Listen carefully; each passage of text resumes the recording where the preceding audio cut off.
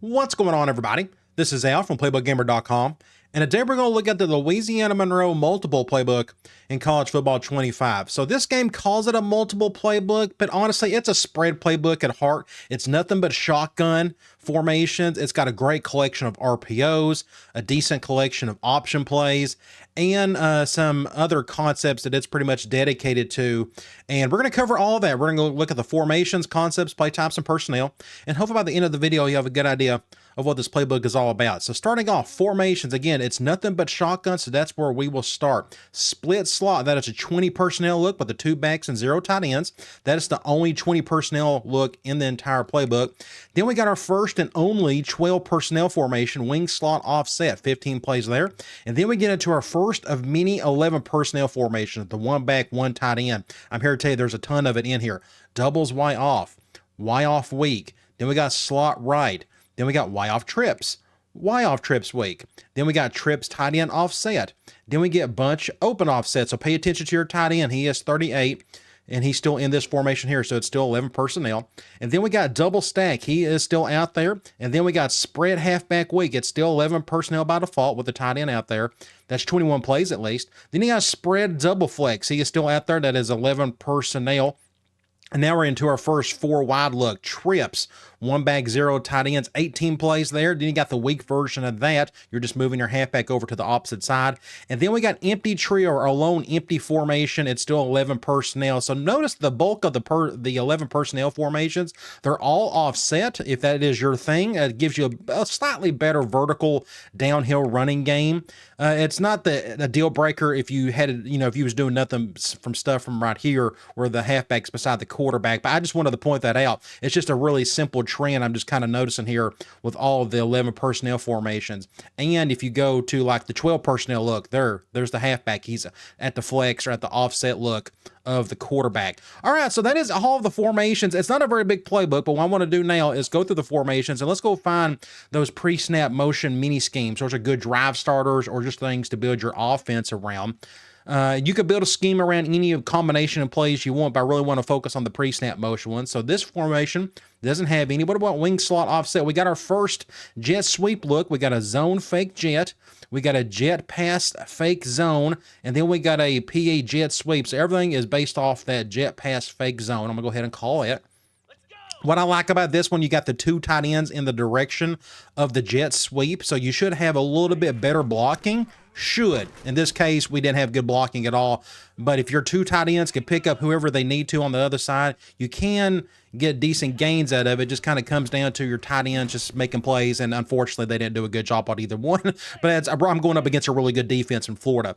Either way, you got a little mini scheme there. You keep on going. Do we have any more here? What about doubles Y off? Do we have any here? We have another jet sweep series. There's the zone fake jet, the jet pass fake zone, and you got a vertical look on top of that. What about doubles Y off weak? Do we have any here? We do not. What about slot right? This is an oddball formation. Not a lot of playbooks have it. We do got one pre-snap motion play. That's that Y lead read option. Just motions your tight end over to the left before the ball is snapped. And speaking of, you go over to Y off trips. We got a little bit more of that right here. Inside zone split, PA motion slide, Y lead read option. I'm going to call it the play action play. So what we got here is just a comeback. We got the go and a crosser on the other side. Let's see what they call here. It looks like they are going man from what I can tell. I'm going to try to hit that comeback. I threw that ball super early. Either way, you got this play and you got the zone split and the read option off of that. So all 3 of those plays work really well together. You keep on going. While trips week, we got our first swing motion. We got the swing itself, the motion Z spot, and the motion pump and go. I think that is it for this formation. What about trips, tight end offset? Normally these types of trips looks are not going to have any pre-snap motion, but I will say this, I do like the extra blocking you can have with RPOs such as this with a couple extra receivers on that side. So I'm just going to read that corner that's above the bubble. Yeah, we can go over here. I think we can get a decent gain. Yeah, going to pick up really good yards there. Very simple stuff. I like those type of RPO bubbles where you can, again, just get that extra blocking from a couple receivers on that side. But you keep on going. There is no pre-snap motion here. What about bunch open offset? Do we have any here? We do not. That's another oddball formation. Not a ton of playbooks have it. Double stack. This is another one as well. Spread halfback weak. The more spread out you go, the less pre-snap motion you're going to find. Spread double flex. Do we have any here? We do not. What about trips? Do we have any here? What about trips halfback weak? Again, most time you go 4 and 5 out, you're not going to find a whole lot of pre-snap motion, but you do got a jet sweep here out of the empty formation. I'm not the biggest fan of it because you don't have a whole lot to work with there blocking wise, but you do got some other ones. You got a mesh and you got a shallow Y cross. I'm going to call mesh just because it's like one of my favorite concepts. Looks like they're going to send some heat right here. Let's see if I can get the playoff in time. Yeah, just go wide open there. Actually ran into one of my own teammates. I'm going to call that one more time. Looks like they're calling the exact same thing. I wonder if I can get off of this bump and run. I may go to, let's say, yeah, there we go. Oh, that's an interference. You got to call that. Oh, completely miscalled it. Either way, you got some cool pre-snap motion out of the empty formation. So that is it for all the pre-snap motion. There's some in here. You got a little bit of everything if you need it. Let's talk about the personnel just a little bit more. So again, the bulk of the playbook is going to be 11 personnel. I mean, an absolute ton of it. If you're a 4Y guy, you got a little bit down there, which we'll see here.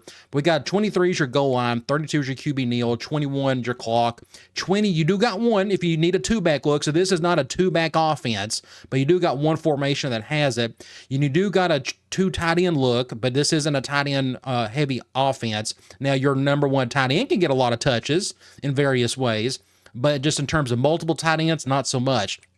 And like I said earlier, you got 2 4-wide looks if you need it. So there's enough variety here, but I think that most of your time will be spent with all these formations right here with the 11 personnel. Now let's talk about concepts. So you notice the play counts. Again, this is kind of a small playbook. It's not very big, as you could just tell by the amount of passing plays, especially. A lot of times there's playbooks that got close to 100 plays of mediums, 100 of deeps, things of that nature. But we do got a ton of option stuff to look at. But I want to start off with the runs.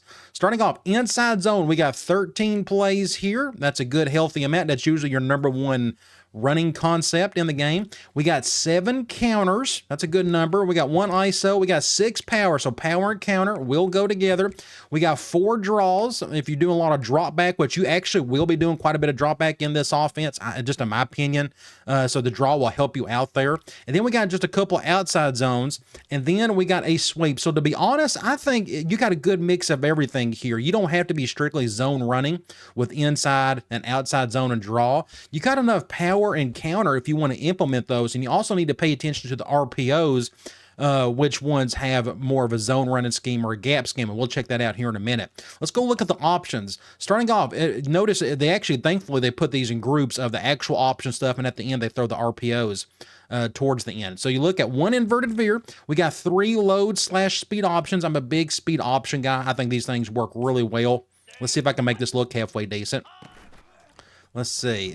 Pitch it. There we go. Going to get easy touchdown there.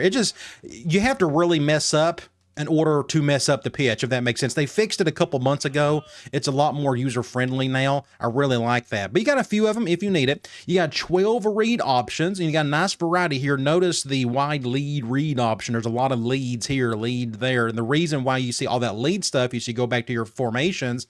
Notice a lot of these formations had your tight end offset off the line, like right there, let's say right there. I mean, again, there's another one. Notice your number 1 tight end technically is the outside tight end. Normally, your number 1 tight end is supposed to be right beside the right tackle, but in this case, they have it switched, so kind of keep that in mind. But that's why I brought that up. All that read and lead option stuff, that's why you see so much of it in this playbook. All right, shovel option, we do got 1. We got those 3 speeds we looked at. We got 4 triples. A lot of that's the 2-back look we saw from split slot. You see all 3 of these.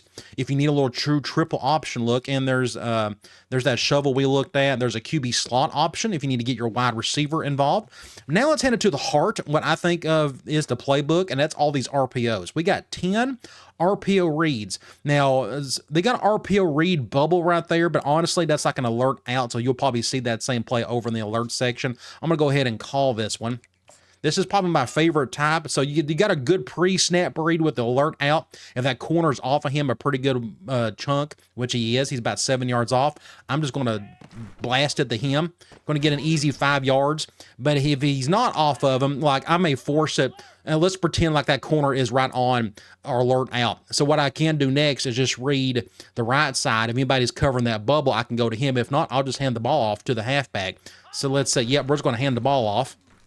Try to get upfield, whatever we can. So you got 3 excellent options right there. So that's probably my favorite combination of RPO when you see that trio right there. You keep on going. Like I said, we got 10 of these. We got a read Y flat. So again, your tight end can get some love in this playbook. Then you got little wide receiver screens. There's another basic read bubble if you need it. RPO peak, we got 8 of these. I'm not the biggest fan of them. I'm just not really good at them. I don't know what it is. Maybe I just need to practice more. But you do got a bubble Y pop. That's a really fun one. I'm going to go ahead and call it. Let's go up against like a cover 0. Let's see if I can pull this off. So again, this is technically designed to get the ball to your tight end, but I got sacked as soon as I tried to throw it. It's a little bit slower concept if he can get off his block.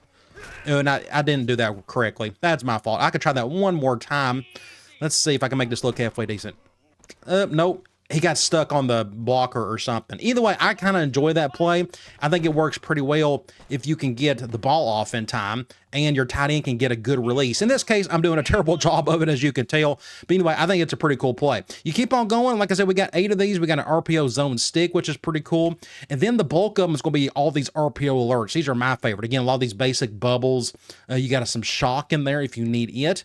More bubbles, more bubbles. You got that alert out we looked at. This is actually a different one.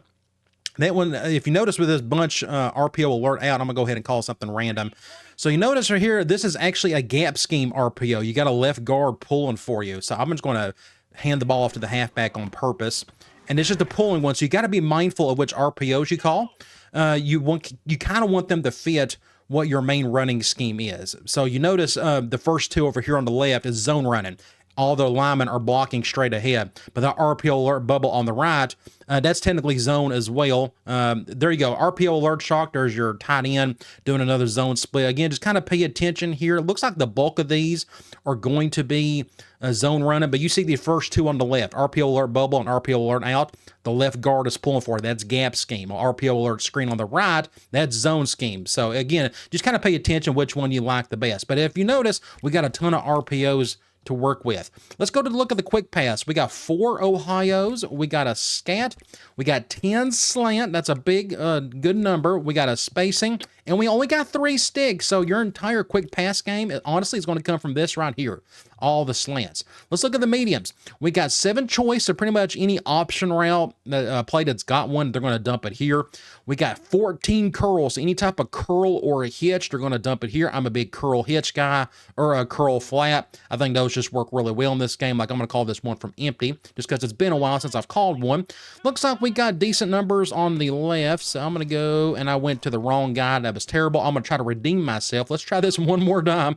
Let's go over here. And I've done it again. I keep wanting to hit that curl. I'm going to try to do this one more time. I'm so sorry. I'm making myself look like a fool. That's a little bit better. We'll go to that curl. Yeah. And he dropped it anyways. Either way, I like curl flat. I think it works pretty well. Let's keep on going, but there's 14 of them. That's a lot. We got a couple double moves. We got 3 drives, just a drag and the dig going the same direction. Levels gives you that extra drag or little dig underneath it. Then we got 6 mesh. That's a good, healthy number. We've already looked at a couple of those. We got a couple of pivots. Those are good counters to the mesh. I'm actually going to call this pivot, the one from empty. Let's see if I can make this look halfway decent. We'll go over here. Let's see. Yeah. He's got some space to work with. We're going to get about 5 yards out of that. Again, those are good complements to your mesh game. There's a lot of playbooks that only have mesh and hardly any pivot. I think it's good playbooks that should have both. Salem, you got a couple of those. You got a shake. You got 4 shallow cross. So shallow cross and drive go together. That dig and drag go in the opposite directions here. Then we got slot cross. We got 3 of those. We got 12 smash, which is actually kind of a low number for this. This is usually the most common medium pass concept in the game. Then we got 6 spots. So this is maybe the reason why they call this a multiple playbook, because this is very pro style-esque in terms of the concept. I like Z spot. The whole thing is designed around this triangle concept on the right, but you do got a pivot and a dig on the other side, which is pretty cool.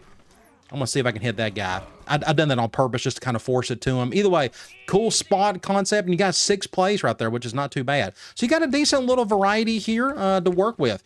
Let's go look at the deep passes. We got 5 floods. We got 9 comebacks. I'm a big comeback fan. They work really well against man especially. You got a couple of daggers. You got a divide, a couple double digs, 6 double posts. You got 15 verticals. So I think these verticals, I'm a big fan of them if they got some variety. Like I like the verticals from trip tight ends offset. I like having like a crosser or a drag underneath. This one even has a swing.